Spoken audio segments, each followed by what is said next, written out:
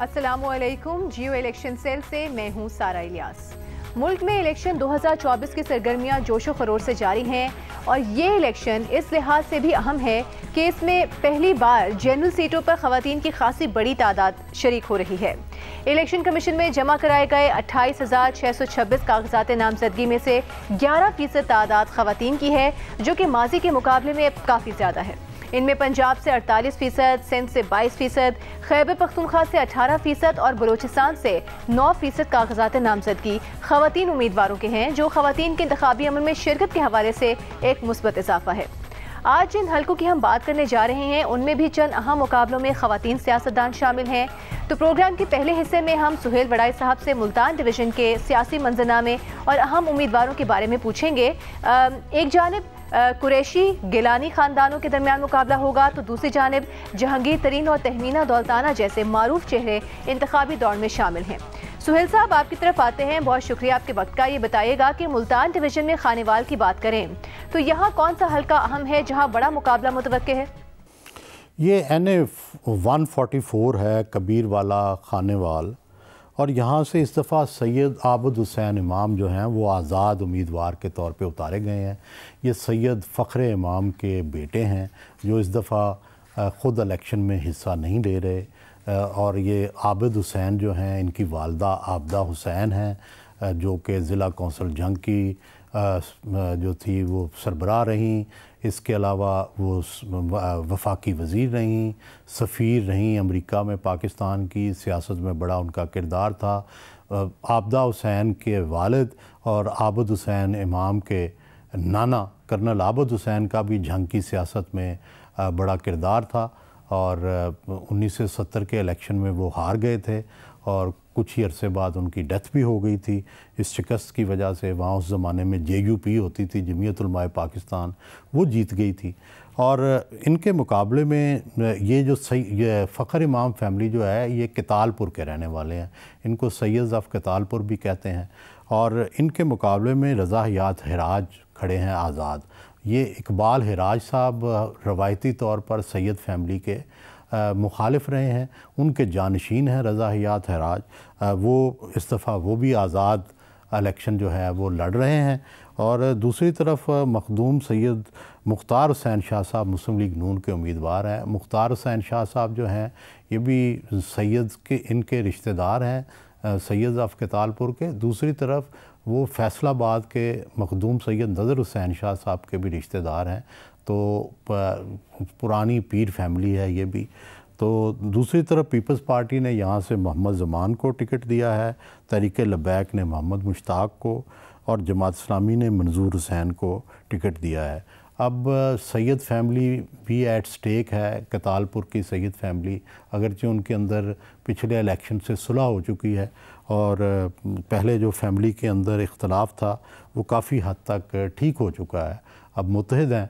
पहले जो रवायती तौर पर खावर अली शाह थे, पहले ये इनका कम्बिनेशन होता था, सैयद फ़ख्र इमाम ऊपर होते थे और जो खावर अली शाह नीचे होते थे। फिर इनका आपस में इख्तलाफ हो गया और उस इख्तलाफ की वजह से जो सैयद फ़ख्र इमाम साहब जो हैं वो जीत नहीं सके, लेकिन अब सुलह हो चुकी है। अब देखना यह है कि ये नया चेहरा सैयद आबद हुसैन इमाम जो हैं ये क्या कर सकेंगे दोबारा अपनी सीट रिक्लेम, या हिराज जो हैं जो कई बार 4 दफ़ा वो भी MNA हुए हैं, क्या वो रिक्लेम कर सकेंगे? हिराज फैमिली की भी बड़ी रिश्तेदारियां हैं। उनके जो है वो अभी हिराज फैमिली की शादी चौधरी फ़र्ख अल्ताफ़ के बेटे से उनकी बेटी की हुई है, रज़ा हयात हिराज की। नजफ़ अब्बास सयाल जो हैं वो भी इनके मामू लगते हैं। इसके अलावा जो नुमान लंगड़ियाल हैं उनसे भी इनकी रिश्तेदारी है। चौधरी नूरेज़ शकूर से भी इनकी दूर दराज की रिश्तेदारी है। तो ये भी ख़ानदान सियासी तौर पर बड़ा अहम है। तो देखना यह है कि इस दफ़ा हिराज और सैयद फ़ख्र इमाम की फैमिली में से कौन जीतता है। सुहेल साहब हमारे साथ ही मौजूद रहेगा। खानेवाल से फ़ारूक रज़ा हमारे नुमाइंदे हैं, उन्होंने हमें ज्वाइन किया है। फ़ारूक, आप ये बताइएगा कि हल्के में इंतखाबात के हवाले से माहौल क्या देख रहे हैं, अवाम क्या कहते हैं, उम्मीदवार जो हैं उनकी तैयारी कैसे दिखाई दे रही है? जी, इलेक्शन 2024 की गहमा गहमी अरूज पर पहुँच चुकी है।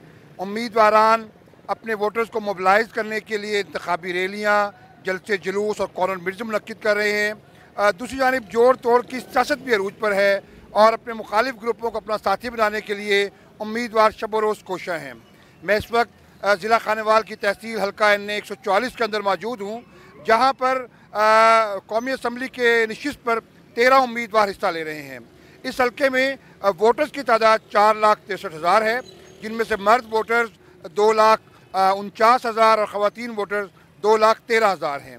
इन वोटर्स के लिए 348 पोलिंग स्टेशन बनाए गए हैं, जिनमें से 92 को इंतहाई हसास करार दिया गया है। इस हल्के में अगर हम इंतखाबी सियासत का जायज़ा लें तो यहाँ पर गुज़िश्ता 3 अशरों से 2 रवायती ग्रुप आमने सामने हैं, जिनमें सैयद ग्रुप और हराज ग्रुप शामिल हैं और ये मुख्तलिफ अदवार के अंदर यहाँ से कामयाब होते रहे। 2018 की सियासत के इंतखाबात के अंदर आज़ाद उम्मीदवार सैयद फ़खर इमाम, जो सैयद ग्रुप के कायद भी हैं, उन्होंने अपने हरीफ उम्मीदवार बैरिस्टर रज़ा हयात हराज को 15,000 वोटों से शिकस्त दी थी और इंतखाब जीता था। उस वक्त बैरिस्टर रज़ा हयात PTI के उम्मीदवार थे, जबकि फ़खर इमाम आज़ाद उम्मीदवार के तौर पर इलेक्शन में हिस्सा ले रहे थे। इस मरतबा फ़खर इमाम शाह साहब ने अपने बेटे सैयद आबिद इमाम को मैदान में उतारा है। उनका ये पहला इलेक्शन है। उनके मद्दे मुकाबिल हराज ग्रुप के कायद बैरिस्टर रज़ा हयात हराज हैं, जो मुसलसल 3 बार MNA भी मुंतखब रहे हैं और मुख्तलिफ वजारतों में भी फायज रहे हैं। 8 फरवरी को यहाँ का वोटर किसको अपना नुमाइंदा मुंतखब करता है, इसका फैसला 8 फरवरी की शाम को सामने आएगा। उम्मीदवार अपने तौर पर अपने वोटर्स को मोबिलाइज करने के लिए हमा वक्त कोशा हैं और वोटर्स के अंदर एक जोश खरोश और गहमा गहमी नज़र आती है। जी अच्छा, ये बताइएगा कि ज़िला मुल्तान में गिलानी और कुरैशी ख़ानदान मद्दे मुकाबिल हैं, तो इस बार मुल्तान से कौन से अहम मुकाबले होने जा रहे हैं, ये बताइएगा। जी देखें, ये NA 148 मुल्तान है और यहाँ से यूसुफ रज़ा गिलानी पीपल्स पार्टी के टिकट पे इलेक्शन लड़ रहे हैं। ये गिलानी ख़ानदान और कुरैशी ख़ानदान की रवायती तौर पर कशमकश रही है पूरी, अगर 100 साल की तारीख़ या 50 साल की कम अज़ कम तारीख़ में तो ये इसी तरह नज़र आता है। और यहाँ से इस दफ़ा फिर यूसुफ रज़ा गिलानी जो हैं वो पीपल्स पार्टी के उम्मीदवार हैं। तहरीक इंसाफ ने यहाँ इस दफ़ा बैरिस्टर तैमूर मिर्ज़ा को उतारा है, जो कि नया चेहरा हैं। दूसरी तरफ जमात इस्लामी ने आतिफ़ इमरान को और तहरीक लबैक ने जो है मलिक अज़हर को जो है टिकट दिया है। लेकिन यहाँ से जो मुस्लिम लीग नून के उम्मीदवार हैं अहमद हसन ढेर, ये पुराने ये भी असम्बलियों के मेंबर रहे हैं।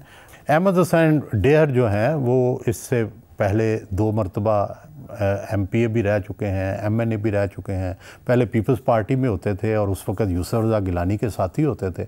फिर बाद में वो तहरीक इंसाफ से MNA भी मुंतखब हुए और यहाँ से इस हलके से जो सिकंदर बोसन थे वो एक बड़े नुमायाँ नाम रहा और कई बार वो जीतते रहे। यूसुफ रज़ा गिलानी को भी उन्होंने हराया और वफाकी वज़ीर भी रहे और उनका इस हलके में बड़ा अरसो रसूख होता था। लेकिन इस बार वो बीमार हैं और ख़ुद वो इलेक्शन जो है वो नहीं लड़ रहे, लेकिन उनकी फ़ैमिली को मुस्लिम लीग नून की जानिब से एक MPA का टिकट मिला है, वो उन्हीं की कैंपेन चला रहे हैं। लेकिन साथ साथ शायद अहमद हसन ढेर को जितनी हमायत की ज़रूरत है उनकी अभी उतनी मुयस्सर नहीं है। हो सकता है आने वाले दिनों में बोसन फैमिली भी उसी तरह उनकी कैंपेन करे जिस तरह माजी में करती थी।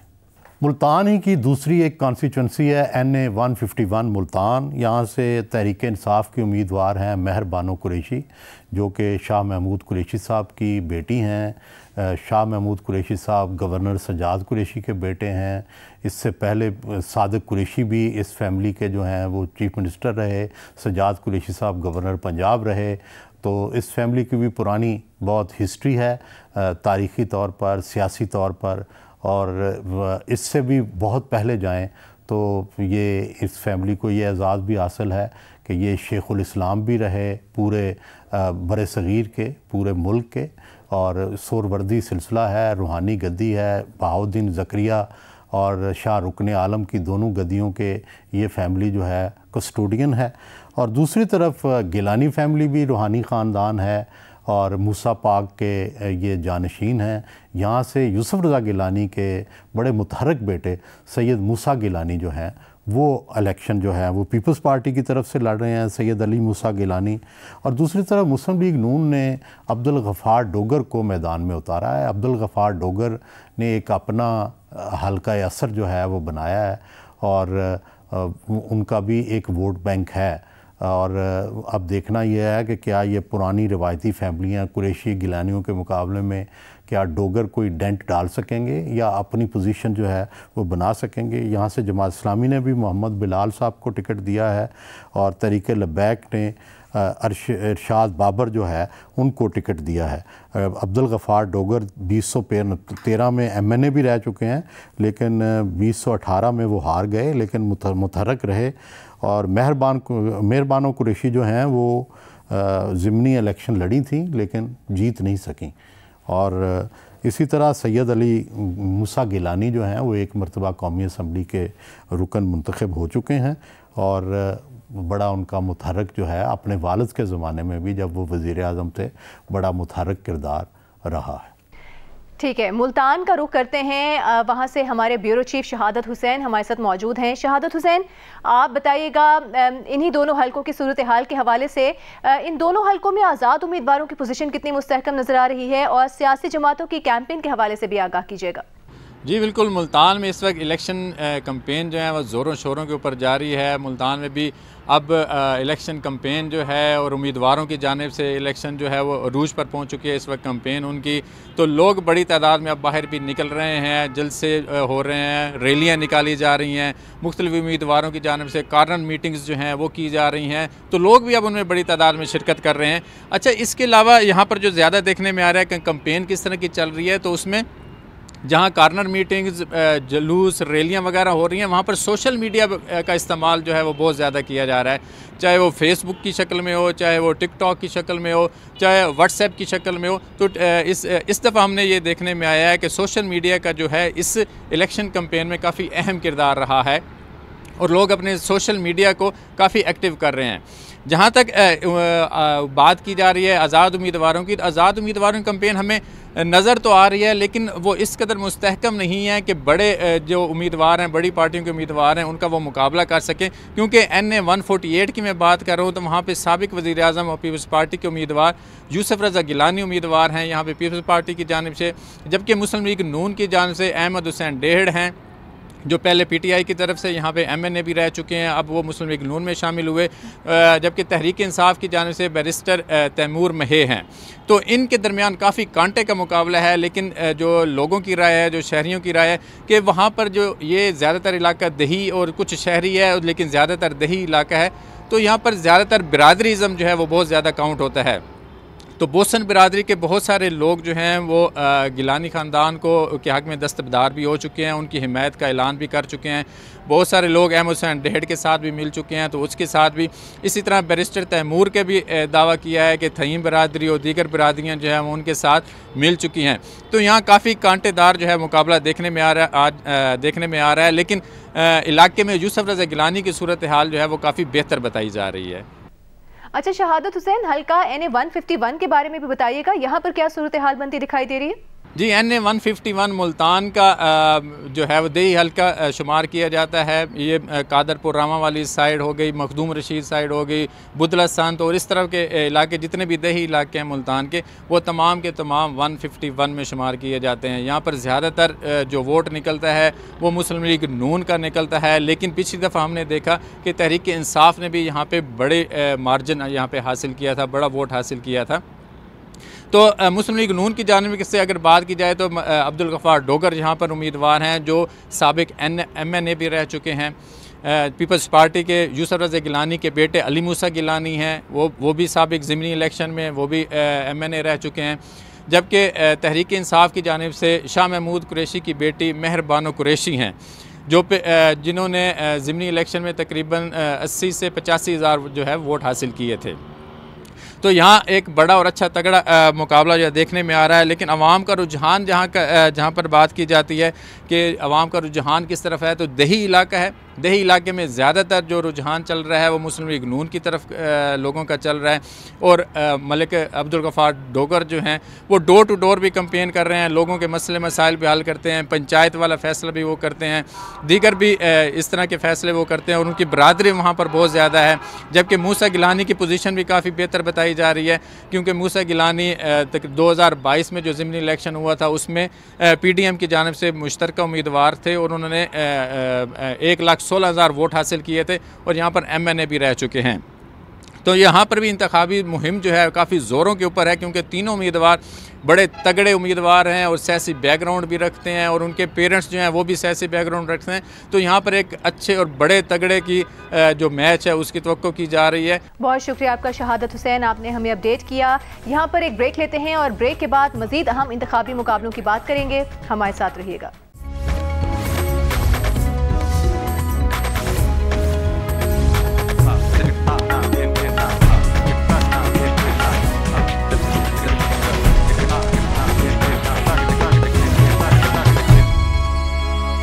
Welcome back to Geo election cell, और बढ़ेंगे हम सुहेल वड़ाइच साहब की जानिब। सुहेल साहब, मुल्तान डिवीज़न के एक और अहम डिस्ट्रिक्ट बिहाड़ी का जिक्र करें तो हल्का NA 158 से साबिक वफाकी वज़ीर तहमीना दौलताना इलेक्शन में हिस्सा ले रही हैं। उनके मद्दे मुकाबिल कौन से उम्मीदवार हैं और कैसा मुकाबला होने जा रहा है? ये देखें, NA 158 बिहाड़ी ये दौलताना फैमिली की एक रवायती सीट रही है। यहाँ से मुमताज़ दौलताना, रियाज दौलताना ये इलेक्ट होते रहे हैं। मुमताज़ दौलताना पंजाब के चीफ मिनिस्टर भी रहे हैं, कायदे आज़म के करीबी साथी भी रहे हैं, फिर कौंसल मुस्लिम लीग के सरबराह भी रहे हैं। तमीना दौलताना उन्हीं की फैमिली से हैं, और इस दफ़ा वो मुस्लिम लीग नून की उम्मीदवार हैं, और उनके मुकाबले में ताहिर इकबाल चौधरी जो हैं ये तहरीक इंसाफ के हमायत याफ्ता हैं। ताहिर इकबाल चौधरी साहब जो हैं ये MPA भी 2 दफ़ा रहे, 2 दफ़ा MNA भी रहे, पहले आज़ाद उम्मीदवार के तौर पर उभरे, अब तहरीक इंसाफ के हमायत याफ्ता हैं। इनका भी बड़ा असर रसूख है, इन्होंने नया होने के बावजूद, नया सियासी ख़ानदान है, लेकिन बड़ी जल्दी से इन्होंने अपनी जगह बनाई है लोगों के काम करके और लोगों के साथ मेल मिलाप करके, और जो पुरानी वहाँ अजारादारी थी उसको तोड़ा है। तमीना दौलताना जो हैं वो भी बड़े लोगों से घुलती मिलती हैं, लेकिन ज़ाहिर है लाहौर में रहती हैं, और उसकी वजह से जो है उतना जितना ताहिर इकबाल चौधरी का वहाँ मेल जोल है उतना नहीं है। लेकिन इस दफ़ा तमीना दौलताना भी और उनके बेटे इरफान इकबाल दौलताना भी जो है वो इलेक्शन लड़ रहे हैं, और देखना यह है कि क्या इस दफ़ा भी वो कोई पोजीशन हासिल कर सकेंगे कि नहीं। दूसरी तरफ काशिफ मुश्ताक भाभा यहाँ पीपल्स पार्टी के उम्मीदवार हैं, और जावेद शाह साहब जो है वो जमात इस्लामी के उम्मीदवार हैं। लेकिन लगता यह है कि यहाँ भी रवायती हरीफों के अंदर ही लड़ाई होगी, और वो ज़ाहिर है ताहिर इकबाल चौधरी जो अराई फैमिली से तल्लक़ रखते हैं, और तमीना दौलताना जो कि दौलताना फैमिली से तल्लक़ रखती हैं, इन्हीं का बड़ा मुकाबला होगा। लेकिन भाभा फैमिली भी पुरानी फैमिली है, लेकिन पीपल्स पार्टी जो है इस हलके से काफ़ी अरसे से नहीं जीती, और दूसरे जो उम्मीदवार हैं वो कितने वोट तोड़ेंगे, क्या करेंगे, ये देखने की बात। सुहेल साहब हमारे साथ ही मौजूद रहेगा। बिहाड़ी में जियो न्यूज़ के नुमाइंदे अरसलान सलीम हमारे साथ हैं। अरसलान, आप बताइएगा हल्के की इंतखाबी सूरत हाल के हवाले से आगाह कीजिएगा एक तो, और इंतखाबात से चंद रोज़ कबल कौन ज़्यादा मजबूत नज़र आ रहा है कैंपेन के हवाले से? किसकी इंतखाबी मुहिम आप बताइएगा ज़्यादा बेहतर अंदाज से चलती दिखाई दे रही है? जी बिल्कुल, इलेक्शन करीब आते ही सियासी सरगर्मियाँ जो हैं वो अपने अरूज पर पहुँच चुकी हैं। हल्का NA 158 बिहाड़ी 3 की अगर बात करें तो यहाँ पर जो है ये हल्का जो है वो बिहाड़ी शहर और मैलसी के देहात पर मुश्तमिल है। यहाँ पर जो है कुल 15 उम्मीदवार इलेक्शन में हिस्सा ले रहे हैं। मोहतरमा तहमीना दौलताना जो हैं वो मुस्लिम लीग नून की उम्मीदवार हैं, जबकि पाकिस्तान तहरीक इंसाफ के जो हमायत याफ्ता उम्मीदवार हैं ताहिर इकबाल चौधरी हिस्सा ले रहे हैं। पाकिस्तान पीपल्स पार्टी की जानिब से जो है काशिफ भाभा जो हैं वो उम्मीदवार हैं। गुज़श्ता 2 इलेक्शंस की बात करें तो मोहतरमा तहमीना दौलताना जो हैं वो दोनों इलेक्शंस में ताहिर इकबाल चौधरी से शिकस्त खा चुकी हैं। इस मरतबा उन्हें बहुत अच्छी फील्ड मिली है, वो बहुत अच्छा जो है वो अपनी इलेक्शन कैंपेन चला रही हैं। जलसे जुलूसों की बात की जाए, रैलियों की बात की जाए या डोर टू डोर कैंपेन की बात की जाए, बहुत अच्छे अंदाज में वो अपनी इलेक्शन कैंपेन को जो है वो आगे बढ़ाती हुई नज़र आ रही हैं। उनके साथ बहुत से लोग जो हैं पाकिस्तान तहरीक इंसाफ में पहले शामिल थे, अब उनके साथ शामिल हो रहे हैं। जबकि अगर ताहिर इकबाल चौधरी की बात की जाए तो 9 मई के वाक़यात के बाद से वो इस हलका से वो गायब थे, रूपोश हो चुके थे। अब वो कुछ चंद रोज़ कबल वापस आए हैं और अपनी इलेक्शन कैंपेन को बड़ी तेज़ी के साथ आगे बढ़ा रहे हैं। और उनके साथ जो है वो बड़ी तेज़ी के साथ लोग जुड़ते नज़र आ रहे हैं। उनकी पोजीशन जो है वो पहले से भी अच्छी होती नज़र आ रही है। अगर बात करें इस हलके की जो है वो वोटरों की 4,90,217 वोटर हैं इस हलके में। इसके अलावा जो है वो मोहतरमा तहमीना दुल्ताना जो हैं वो देखना होगा कि अपने शिकस्त के तसलसल को तोड़ पाती हैं या तहरीक इंसाफ के हमायत याफ्ता जो उम्मीदवार हैं ताहिर इकबाल चौधरी वो मुसलसल 3 बार जीत कर अपनी हैट्रिक को मुकम्मल करते हैं। शुक्रिया आपका अरसलान, आप हमें अपडेट कर रहे थे। आगे बढ़ते हैं। सुहेल साहब, आपकी तरफ मैं आऊँगी। ये बताइएगा कि मुल्तान और लोधरा के 2 हलकों से इस्तेहकाम पाकिस्तान पार्टी के जहांगीर तरीन इलेक्शन में हिस्सा ले रहे हैं, तो वहाँ पर क्या सूरत हाल है, क्या गहमा गहमी है, उसके बारे में आप बताइएगा। NA 149 मुल्तान है। यहाँ से जहांगीर तरीन साहब जो हैं, ये मुल्तान सिटी की सीट है, यहाँ से हिस्सा ले रहे हैं और बड़ा हैरान कुन है इनका हिस्सा लेना, क्योंकि यहाँ से शख्सी तौर पर तो उनका ज़रूर असर होगा, लेकिन उनकी पार्टी का हमें यहाँ असर नज़र नहीं आता। यहाँ से जो तहरीक इंसाफ के कैंडिडेट हैं वो पिछली दफ़ा भी MNA थे, मलक आमिर डोगर साहब, उनके वालिद सलाउद्दीन डोगर साहब जो थे वो भी यहाँ से MNA मुंतखब होते रहे। बिलवास्ता तौर पर शरीफ ख़ानदान और चौधरी फैमिली से भी, चौधरी शेर अली फैमिली से भी इनके रिश्तेदारी है, बड़े इनकी यहाँ बरादरी भी है, इनका यहाँ असर रसूख भी है। जो आमिर डोगर हैं ये इनके पाए इस्तक़लाल में लग़ज़िश नहीं आई, ये PTI के साथ खड़े रहे। तो और जहांगीर तरीन साहब उनके मुकाबले में हैं। दूसरी तरफ जो पीपल्स पार्टी है वो भी यहाँ असर रसूख रखती है। उनके उम्मीदवार जो हैं वो रिजवान हास जो हैं वो इस दफ़ा इलेक्शन लड़ेंगे। यहाँ से मखदूम जावेद हाशमी भी इलेक्शन लड़ना चाहते थे, लेकिन अब उन्होंने तहरीक इंसाफ की हमायत का ऐलान करके अपने कागजात जो है वो विदड्रॉ कर लिए हैं। डोगर फैमिली का यहाँ बड़ा असर रसूख रहा है। जैसे मैंने पहले बताया कि मेयर भी रहे हैं सलाउद्दीन डोगर, मुल्तान के पीपल्स पार्टी के साथ रहे। उस ज़माने में भी बड़ी इनको मुश्किलात का सामना करना पड़ा, फिर ये तहरीक इंसाफ में आ गए और तहरीक इंसाफ में भी अब मुश्किलात का सामना जो है कर रहे हैं। और जहांगीर तरीन साहब का तो सबको बैकग्राउंड पता है कि इनके वालिद जो थे वो पुलिस में थे, बांग्लादेश में भी उस ज़माने का मशरक़ी पाकिस्तान था, उसमें वो पोस्टेड रहे। बाद में उन्होंने अपने बेटे की शादी जो है वो मखदूम ज़फ़र रहीम यार ख़ान में कर दी, जो मखदूम अहमद महमूद की बहन है, उनसे शादी कर दी। उस वजह से सियासत में आए। पहले रहीम यार ख़ान से 2 दफ़ा MNA हुए, वफाकी वज़ीर हुए। फिर उन्होंने जो है वो तहरीक इंसाफ में शमूलियत इख्तियार की। इमरान ख़ान के राइट हैंड मैन थे।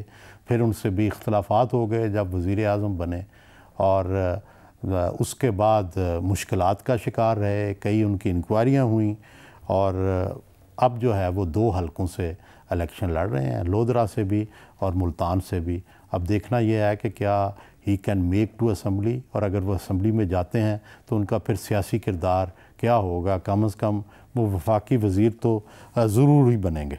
ये दूसरा NA 155 लोधरा का हलका है, जहाँ से जहांगीर तरीन साहब जो हैं वो इलेक्शन लड़ रहे हैं। यहाँ से वो पहले भी जीते थे और उनने वहाँ पे बड़ा नेटवर्क है, उनका तालीमी नेटवर्क है, बड़े फलाही काम किए हैं। उनकी वहाँ फार्मिंग जो है उसको मिसाली समझा जाता है और उनकी मैनेजमेंट जो है उसकी लोग मिसालें देते हैं। वो ज़राअत से भी उन्होंने मुनाफा बख्श बनाया है। कारपोरेट फार्मिंग का ट्रेंड जो है वो उन्होंने शुरू किया है। और इनके मुकाबले में जो उनके रवायती हरीफ हैं सदीक़ ख़ान बलोच, वो मुस्लिम लीग नून के उम्मीदवार हैं।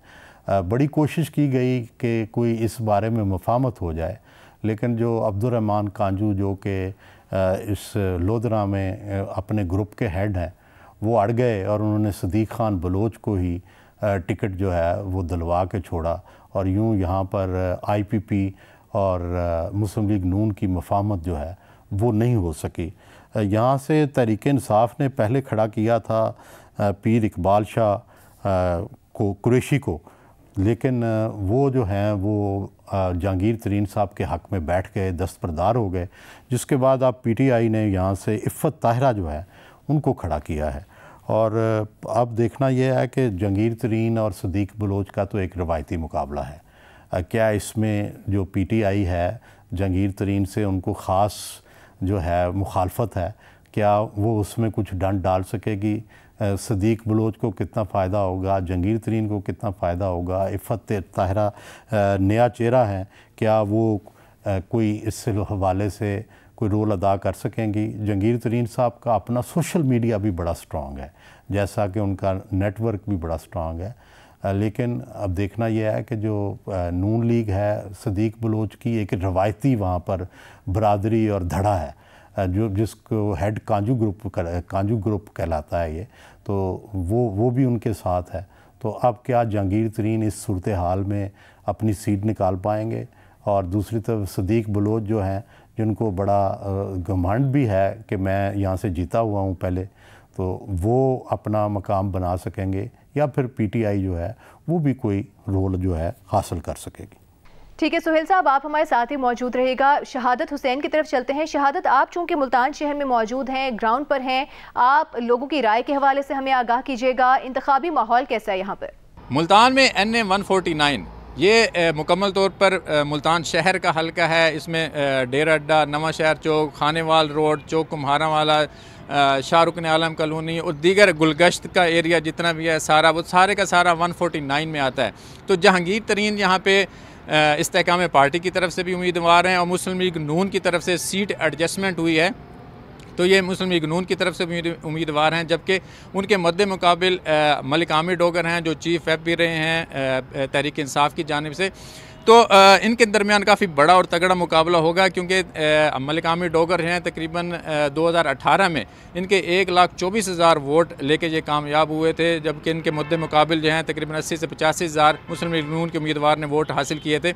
लेकिन इस दफ़ा जहांगीर तरीन साहब को एज ये है कि इस्तेकाम पार्टी का वोट भी इनको पड़ रहा है, मुस्लिम लीग नून का भी वोट इनको पड़ रहा है, और बहुत से मुस्लिम लीग नून के जितने भी MPA साबिक थे, जितने यूनियन कौंसिल चेयरमैन थे और जितने भी इनकी बॉडी है ज़िले सदर और जितने भी सेक्रेटरीज वगैरह जितने भी है, वो सब के सब इनको हमायत कर रहे हैं।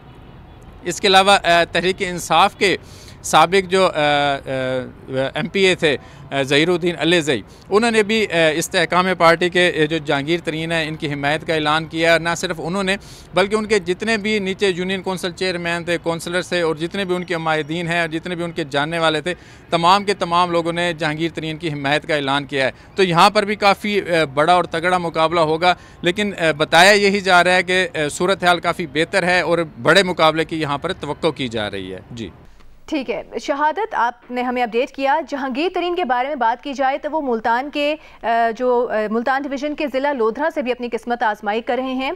तो लोधरा से हमारे नुमाइंदे रजब अली ने हमें ज्वाइन किया है। रजब, ये बताएगा क्या सूरत हाल बनती दिखाई दे रही है लोधरा में, ख़ास तौर पर जहांगीर तरीन की पोजीशन कैसी नज़र आ रही है, इंतखाबी मुहिम कैसी चल रही है उनकी? ये बिल्कुल मुल्क के दीगर हलकों की तरह NA 155 लोधरा 2 में भी इंतखाबी गहमा गहमी अपने अरूज पर नज़र आ रही है।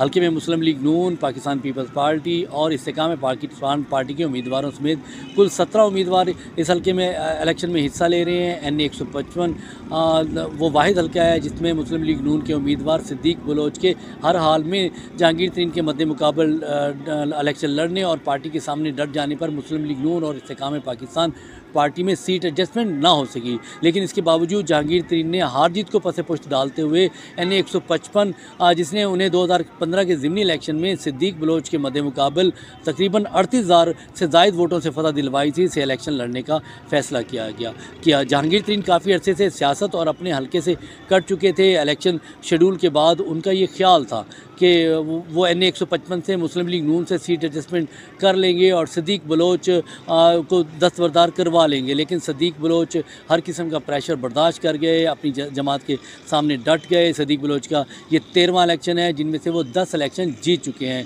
इसके अलावा उनके नाना नूर मोहम्मद, वालिद जिंद वड्डा, बेटे ज़ुबैर खान बलोच और भांजे एजाज खान बलोच भी लोधरा से इलेक्शन लड़कर इलेक्शन जीत चुके हैं। सदीक बलोच इस हल्के में उनका एक ज़ाती वोट बैंक है, बड़ा ज़ाती वोट बैंक है। वो इस हल्के से एक मजबूत उम्मीदवार हैं, लेकिन जहाँ उनका ज़ाती वोट बैंक है वहीं उनके एंटी वोट की भी एक बड़ी तादाद मौजूद है। एंटी वोट पे PTI के शफीक अराई, सैयद इकबाल शाह, आमिर इकबाल शाह के इलेक्शन से दस्तबरदार होने पर उनके मद्दे मुकाबल मजबूत उम्मीदवार जहांगीर तरीन को जा सकता है। जैसे जैसे टाइम बढ़ रहा है और जहांगीर तरीन अपनी कैंपेन को आगे बढ़ा रहे हैं, NA 155 में इलेक्शन का माहौल बनता जा रहा है। जहांगीर तरीन बड़े अरसे के बाद हल्के में आए और हल्के के लोगों और अपने पुराने दोस्तों और ग्रुप को साथ मिला रहे हैं।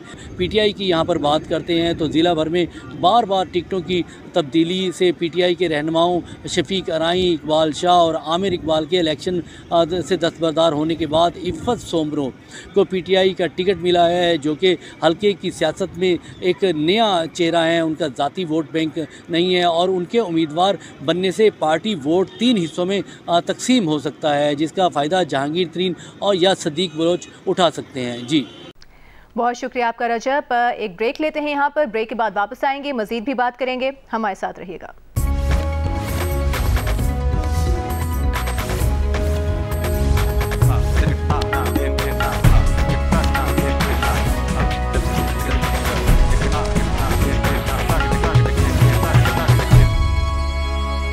जियो इलेक्शन सेल में एक बार फिर आपको खुशामदीद कहते हैं और पंजाब के मैदानों से आपको लिए चलते हैं अब कोहिस्तान के पहाड़ों की जानिब। हल्का NA 12 कोहिस्तान 3 अजला पर मुश्तमिल है, जिनमें अपर कोहिस्तान, लोअर कोहिस्तान और कोलई पालिस शामिल हैं। 2018 में इस हल्के से MMA के उम्मीदवार आफरीन खान 16,400 वोट्स लेकर कामयाब हुए थे। उनके मुकाबले में आज़ाद उम्मीदवार दोस्त मोहम्मद शाकिर ने 14,400 वोट्स हासिल किए थे। अब 2024 के इंतखाबात में NA 12 से JUIF के सलाहुद्दीन, जमात इस्लामी के तालिब खान, पीपल्स पार्टी के महबूबुल्लाह जान और आज़ाद उम्मीदवार गुलाम सईद के दरमियान मुकाबला होगा। कोहिस्तान से हमारे साथ मौजूद हैं हमारे नुमाइंदे कौसर सलीम बंगश, जो कि हमें हल्के में होने वाली इंतखाबी सरगर्मियों और यहाँ के अहम उम्मीदवारों के बारे में आगाह करेंगे। इसके साथ साथ वो हमें ये भी बताएंगे कि हल्के में अवाम को किन मसाइल का सामना है, साबिक नुमाइंदगान ने उनके मसाइल के हल के लिए क्या इकदाम किए हैं और आने वाले नुमाइंदों से उनकी क्या उम्मीदें वाबस्ता हैं। कौसर हमें बताएंगे। जी कौसर। मैं इस वक्त ज़िला कोहिस्तान के हल्का NA 12 में मौजूद हूँ। इलेक्शन की गहमा गहमी जैसे पूरे पाकिस्तान में है, यहाँ कोहिस्तान में भी जारी है। कोहिस्तान के रस्म व रिवाज और रिवायात ज़रा दूसरे इलाकों से हट कर हैं। इस हल्के में कोहिस्तान अपर, कोहिस्तान लोअर और ज़िला कोलई पालस कोहिस्तान, ये तीनों इसी एक हल्के में मौजूद हैं और तकरीबन यहाँ के जो मसाइल हैं बहुत अरसे से ये लोग अपने मसाइल के सुलगते मसाइल के साथ यहाँ बड़ी मुश्किल से ज़िंदगी गुजार रहे हैं। आज हम यहाँ मौजूद हैं और जानेंगे कि यहाँ के आवाम के मसाइल क्या हैं। जी मोहतरम, आप ये बताइए कि आपके ज़िला कोहिस्तान जो पहले एक कोहिस्तान था अब 3 अजला पर मुश्तमिल है, तो इसके चीदा मोटे जो मसाइल हैं इस पर मुख्तसर बात कीजिएगा। जी जनाब, बहुत शुक्रिया, आपने हमें इस इतने पसमानदा ज़िले में हमें बात करने का मौका फराहम किया। कोहिस्तान, आप इसको मसाइलिस्तान कह सकते हैं। पूरे इस छोटी सी मिसाल इसके मसाइल का मैं आपको यही देना चाहूँगा कि यहाँ इस पूरे तीनों कोहिस्तान में कोई फ़ीमेल सर्जन हमें डॉक्टर नहीं है। हमें छोटी सी सर्जरी के लिए फ़ीमेल के छोटे से मसले को लेके यहाँ से अपने मरीज़ को लेके बाद लेके जाना पड़ता है। हमारे जो पाकिस्तान में मैं कहता हूँ फ़लाँ जगह गरीब है, फ़लाँ जगह गरीब है, कोई गरीब नहीं है। हमसे कोहिस्तानी हम जो ज़िंदगी गुजार रहे हैं बिलो द पॉवर्टी लाइन, मैं कहता हूँ कि हमारी ज़िंदगी की एक मिसाल होगी। लंबे रास्ते तय करके, घंटों तवील मुसाफतें तय करके हम एक छोटी सी बीमारी को लेके पहाड़ों से लेके यहाँ हमारे कम्युनिकेशन का निज़ाम, रोड्स का निज़ाम दरहम बरहम है। हम एक मायूसी के आलम में ज़िंदगी गुजार रहे हैं, बहुत पसमानदगी के। हमारे सारे मसाइल एक छोटे से छोटा मसला आप उठा के देखें, हम मसाइल के हद से भी नीचे दर्जे में रह रहे हैं। कौन से ऐसे सुलगते मसाइल हैं जिन्होंने यहाँ की आवाम की ज़िंदगी अजीरन कर दी है? मसाइल तो जिस तरह मसूद भाई ने कहा कि बहुत सारे मसाइल हैं, लेकिन मैं जो पूरे तीनों कोहिस्तान से यहाँ से पूरा पाकिस्तान रोशन हो रहा है और वो कोहिस्तान हमारा धरती वो अंधेरा में है। पूरा यानी पूरे पाकिस्तान के लिए बादशाह डैम, दासू डैम से यानी रोशनी जा रही है और कोहिस्तान इस वक्त पूरा कोहिस्तान तीनों के तीनों डिस्ट्रिक्ट अंधेरे में है। ये हमारे साथ बड़ी ज़्यादती है।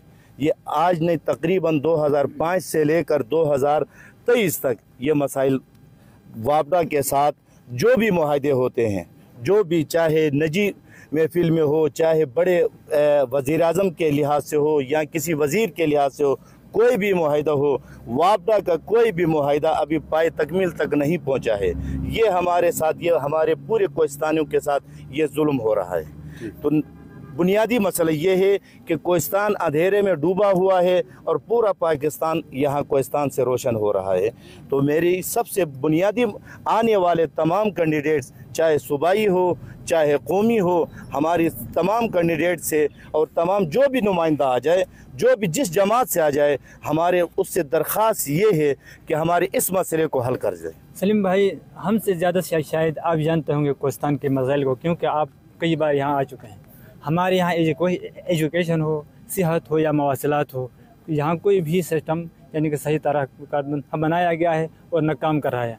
हमारे कंजा से लेकर के दोबेर से तक सारी वेलियाँ जो है, वादियाँ हैं, वहाँ की जो सड़कें हैं, हमारे स्कूल है, कोई भी यहाँ फंक्शनल नहीं है। और हमारे एक डिग्री कॉलेज यहाँ है, एक दासू में है, वो भी पूरी तरह फाल नहीं है।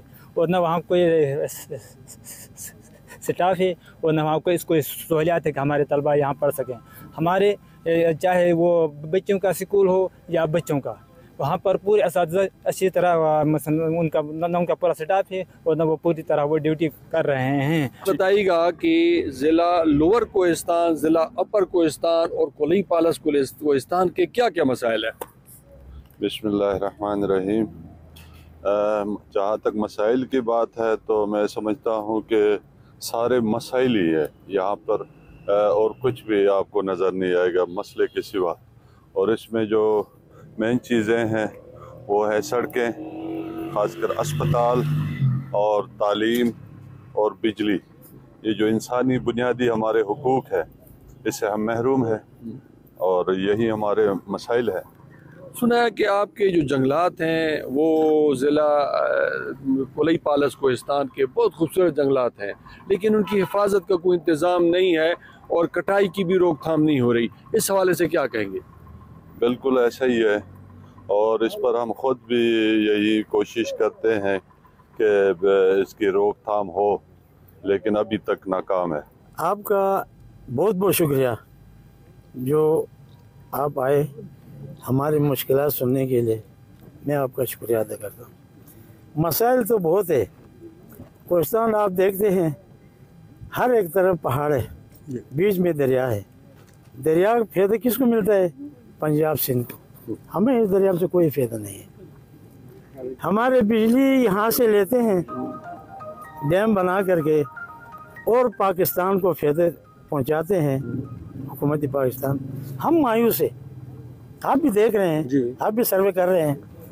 हमारे हम मसला है बिजली का। मैं इस मीडिया के वसादत से दरख्वास्त करता हूँ कि बिजली हमसे लेते हैं और हमारा घर से लेते हैं, ज़मीन घर हमारा औकात बिछा जाता है और बिजली हमें नहीं, हम अंधेरे में। क्या आपके लोगों को यहाँ पे रोजगार मिल रहा है? कुछ नहीं है, कुछ नहीं मिल, ना हमें रोजगार है वापडा की तरफ से, ना हमारी बिजली है। बिजली लेके यहाँ जाते सिर्फ टाल मटोल है, आपको बिजली देंगे, आपको रोड निकालेंगे। वापडा की तरफ से हमें आज तक कोई सहूलत नहीं। एक क्याल डैम है खास हमारे घर का, वो 7वां साल है बंद है, वो आज तक बंद है। आप देख रहे हैं, वो भी अगर चालू हो तो हमें कोई मजदूरी मिले, किसी को ड्रेनेज में, किसी को गैतरी बिल मिले, वो भी 7 सालों से बंद है। पहले तो हमारा बड़ों ने ये बयान दिया, हमारे कोहिस्तान, मेरे जहन में ये बात बैठी है, ये कोई पाकिस्तान का हिस्सा नहीं है। काश अगर हिस्सा होता तो हमारी ये पासमंदगी, ये बेबसी, ये मायूसी न होती, क्योंकि जब हमारे यहाँ से वहाँ तक पहुँचने में हमारी हामिला औरतें, बच्चे ज़ाया होती, वो फौतगी हो जाती हैं। सबसे पहले हमारे अस्पताल की जो हेल्थ है उसके मसाइल है। दूसरे कि हमारे पूरे इलाकों में आप पहले भी सर्वे कर चुके हैं, जो हमारे कुछ बच्चे ज़मीनें हैं उनके नाले नहीं वो भी गैराबाद हो चुके हैं। दूसरे कि हमारी जितनी भी रोडें थी वो पूरा की पूरा स्लाइडिंग की वजह से वो पूरा की दरहम बरहम है। आप ये कहना चाहते हैं कि इरिगेशन चैनल न होने की वजह से काश्तकारी बुरी तरह मुतासिर है।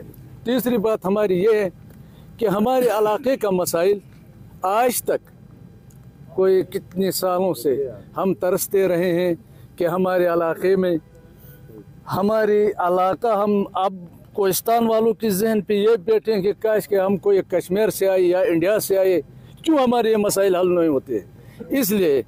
इसलिए मैं आपकी वसातत से पूरा हुकूमत पाकिस्तान से ये अपील करूँगा कि हमारी कोई निज़ाम, ना रोड, ना अस्पताल, ना और कोई कॉलेज, हमारे बच्चे वहाँ पढ़ रहे हैं और जवानों के लिए कोई रोज़गार नहीं है।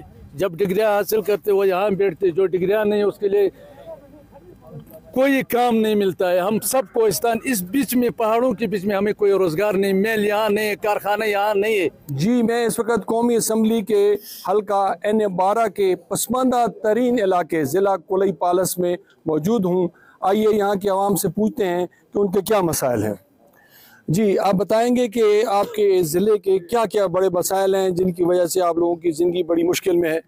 सर, हमारा इलाके का नाम भी आपको बताइए तो कोहिस्तान है, बल्कि इसे मसाइलिस्तान का नाम दिया जाए तो सबसे बेहतर होगा, क्योंकि यहाँ तो अगर मसाइल हम गिनना शुरू कर दें ख़त्म नहीं होंगे। यहाँ बुनियादी सहूलियात हमारे पास कुछ भी नहीं है, रोड की इंतहाई कमी, और जो रोड है वो भी इंतहाई मुश्किल तरीन रोड है। और एजुकेशन का सिस्टम मतलब तालीम बिल्कुल ना होने के बराबर है। स्कूल्स हैं मगर ड्यूटी उसमें नहीं है। और इसी तरह सेहत के मुतालिक भी कुछ भी यहाँ हमारे पास कोई फैसिलिटी सहूलियात नहीं है। और लोगों को मतलब वाटर सप्लाई, मतलब हर किस्म के सब मसाइल ही मसाइल हैं। ये बताइए, कोई अस्पताल है आपके इलाके में? अस्पताल BHU है, लेकिन वहाँ पे भी कोई MBBS डॉक्टर या इस तरह की सहूलियात नहीं होती। कोई फीमेल डॉक्टर है आपके पास? फीमेल एक वो LHB सुना है तकरीबन, लेकिन वो भी ड्यूटी पे कभी आती है तो कभी नहीं आती। इसके अलावा कोई फीमेल नहीं है और कोई हमारे पास इसके अलावा कोई और सहूलत नहीं है। अच्छा, एक ये इल्ज़ाम भी लगाया जाता है कि कोहिस्तान में अक्सर इलेक्शन में नुमाइंदे जो है वो लोगों को पैसे देकर वोट लेके चले जाते हैं, फिर यहाँ नहीं आते। इसमें किस कदर हकीकत है? ये बात ऐसा है कि हमारे लोग बहुत मतलब गुर्बत में हैं, लेकिन यहाँ पे रोज़गार नहीं होते। लेकिन अक्सर बात है कि लोग मतलब है कि एक नुमाइंदे चुनते हैं, लेकिन वो मतलब है कि किसी को मतलब ऐसा गुंजाइश नहीं होता है एक दिन होटल में रोटी खाने का। लेकिन कोई ऐसा लोग भी होते हैं बीच में मतलब पैसे देते वक्ती तौर पे अपना गुजारे चलाते हैं, तो यही कहते हैं बस। अच्छा, गवर्नमेंट कहती है कि आपका ये जो जंगल है बहुत खूबसूरत जंगल है और यहाँ से लकड़ी काटने पे पाबंदी है, यहाँ तक कि बालन पर भी पाबंदी है, तो क्या इसका मुतबादिल गवर्नमेंट ने आपको कुछ दिया है कि अगर आप लकड़ी नहीं जलाएंगे, कारोबार कोई नहीं है, तो क्या समझते हैं गवर्नमेंट ने कोई आपको मुतबादिल कारोबार दिया है? नहीं जी, नहीं दिया है। ज़िला कोलई पालस कोहिस्तान के कुछ लोग, आपने इनसे हमने बात की है, इनके मसाइल के हवाले से आप अंदाज़ा कर सकते हैं कि 2024 के इस जदीद दौर में भी ना तो यहाँ पे बिजली है, ना तो यहाँ पे तिबी सहूलियात हैं, स्कूलों की हालत अबतर है, तो इन लोगों की हिम्मत है कि ये यहाँ पे ज़िंदगी गुजार रहे हैं। जी, ये बताइए कि आपका ताल्लुक़ कोलई पालस कोहिस्तान से है, तो ये बताएं कि आपके इलाके के कौन से ऐसे मसाइल हैं जिनकी वजह से लोग मुश्किलात में हैं? हमारा सबसे बड़ा मसला रोड का है। हम उस बंदा को वोट दे देंगे कि हमें वो रोड बनाए, और दूसरी मसला बिजली का है, तो हम वो बंदा को वोट देंगे वो हमें बिजली का कोई बंदोबस्त करे। ठीक ठीक।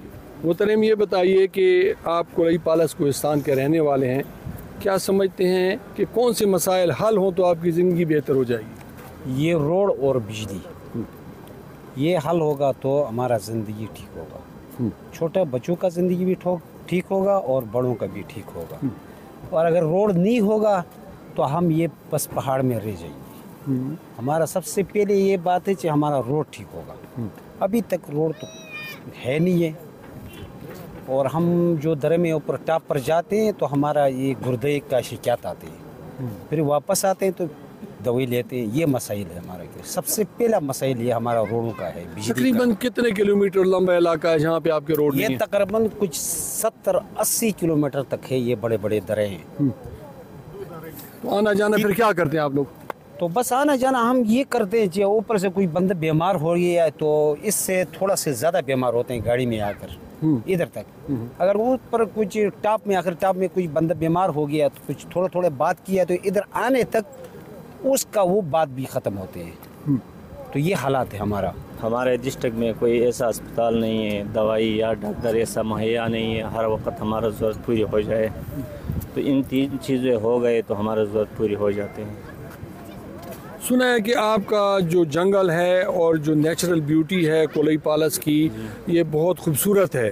तो क्या समझते हैं कि यहाँ पे किस तरीके से टूरिज़म को डेवलप किया जा सकता है?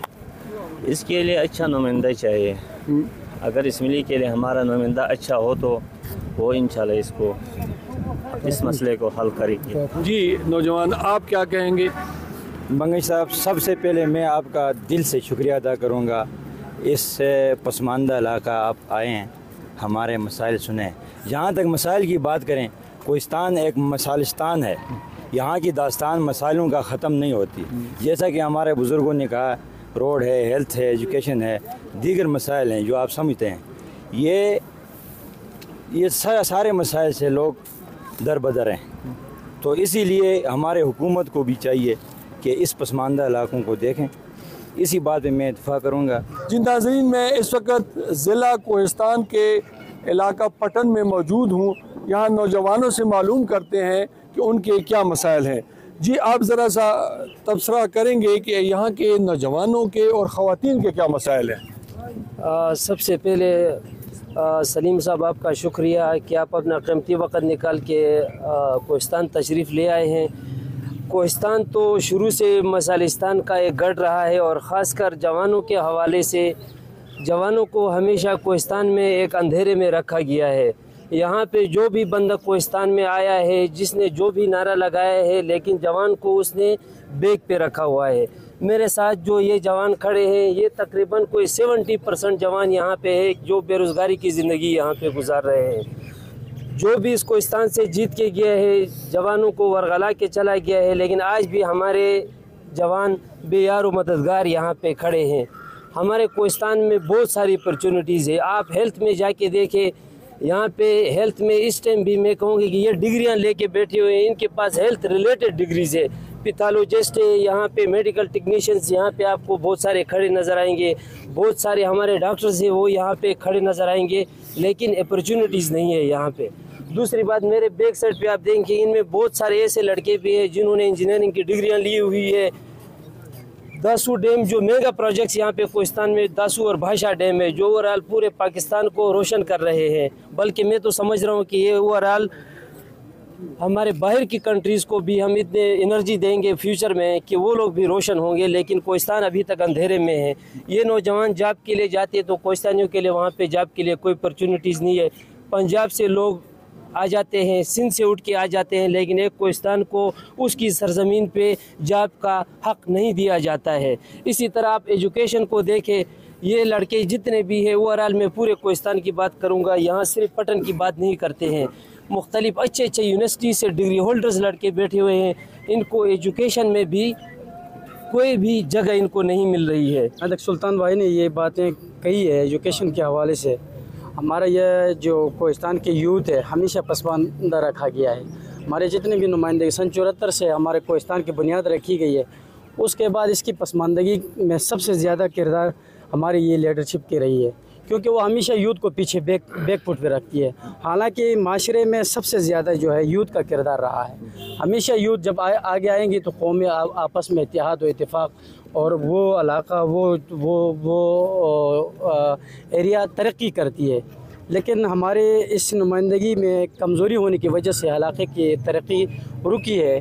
तो आज अल्हम्दुलिल्लाह हम यूथ पे एक प्लेटफार्म पर आए हैं और हमारा ये इत्तेहाद हुआ है। इस इत्तेहाद का मकसद ये है कि हमारे यूथ को आगे लेकर आना। यहाँ पर आपको पता है कि हमारे इलाका एक हार्ड एरिया है, जहाँ तक कि एजुकेशन के हवाले से आपने कहा है कि ये फीमेल के एजुकेशन से आपको पता है कि ये बड़े बड़े इलाके हैं। एक जगह पर गांव है, पहाड़ के ऊपर वहाँ से उतरना और फिर नीचे आना, तो इसमें काफ़ी सारे मसाइल हैं। इसमें हमारे लिए फैसिलिटीज़ भी गवर्नमेंट की तरफ से कमज़ोरी है। कमज़ोर होने की वजह से हमारी बच्चियाँ तालीम नहीं ले सकती है। हमारे ज़्यादातर तालीम की जो फीमेल की जो एजुकेशन की टीचर्स है वो बाहर की है, तो वो घर में बैठ कर जो है वो वहाँ से तनख्वाही ले रही है। नाजरीन, मैं इस वक्त हल्का NA-12 के सबसे मशहूर शहर दासू में मौजूद हूँ। ज़िला अपर कोहिस्तान का ये सदर मकाम है, तो यहाँ पे बात करते हैं इलाके की आवाम से कि उनके क्या मसाइल हैं। जी आप बताइएगा कि आपके इलाके के क्या मसाइल हैं?